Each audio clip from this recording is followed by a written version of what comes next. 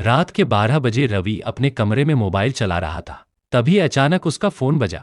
Screen पर लिखा था माँ कॉलिंग। रवि चौंक गया क्योंकि उसकी माँ तो पिछले साल ही गुजर चुकी थी। डरते डरते उसने कॉल उठाई। दूसरी तरफ से सिर्फ धीमी हंसी सुनाई दी और फिर किसी ने फुसफुसा कर कहा, पीछे मत देखना। रवि कांप उठा।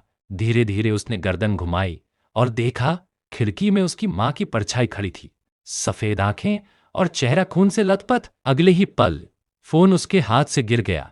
स्क्रीन पर लिखा था, आखिरी बार देखा गया तुम्हारे कमरे में। रवि घबराकर कमरे से बाहर भागा। घर की लाइटें अपने आप झपकने लगी और हर तरफ ठक ठक कदमों की आवाज गूंज रही थी। सीढ़ियों से उतरते वक्त उसने देखा, नीचे वाले हॉल में सारे आईने अपने आप हिल रहे थे। हर आईने में उसकी माँ का चेहरा दिखाई दे रहा था और सब एक साथ बोल रहे थे, तुम्हें भी हमारे पास आना होगा। रवि चीखता हुआ बाहर निकलना चाहता था, लेकिन दरवाजा बंद था। अचानक उसका फोन फिर बजा। इस बार स्क्रीन पर लिखा था, कॉल फ्रॉम तुम्हारा नाम। कांपते हाथों से उसने स्क्रीन को देखा और मोबाइल के कैमरे में उसकी लाश पड़ी हुई दिखाई दी।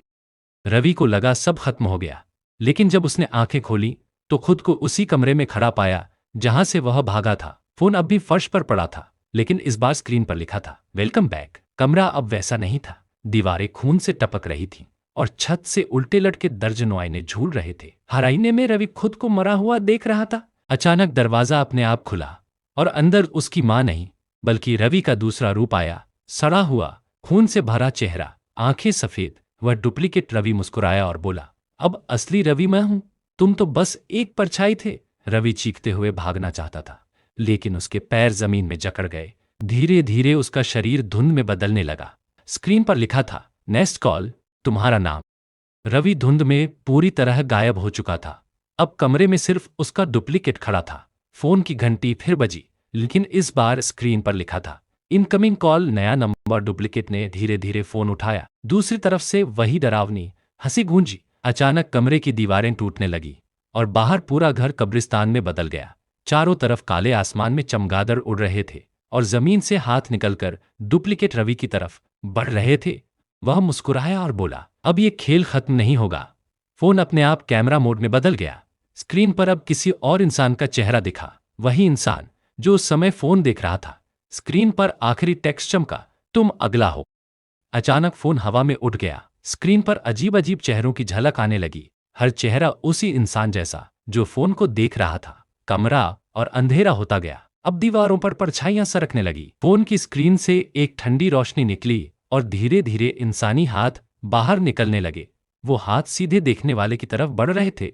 डुप्लीकेट रवि की आवाज गूंजी, अब तू सिर्फ दर्शक नहीं, इस खेल का हिस्सा है। एक जोरदार झटका लगा और देखने वाले को लगा कि वो खुद फोन के अंदर खिंच रहा है। चीख की आवाज चारों तरफ गूंज उठी। आखिरी दृश्य में फोन फर्श पर गिरा हुआ दिखा, लेकिन स्क्रीन पर अब नया चेहरा था, देखने वाले का। फोन की स्क्रीन पर जैसे ही रवि का चेहरा उभरा, अचानक वह चेहरा मुस्कुराने लगा, लेकिन मुस्कान उसकी असली नहीं थी, वह किसी और की पकड़ में था। कमरा अब पूरा अंधेरे में डूब गया, सिर्फ स्क्रीन की नीली ठंडी रोशनी बाकी थी।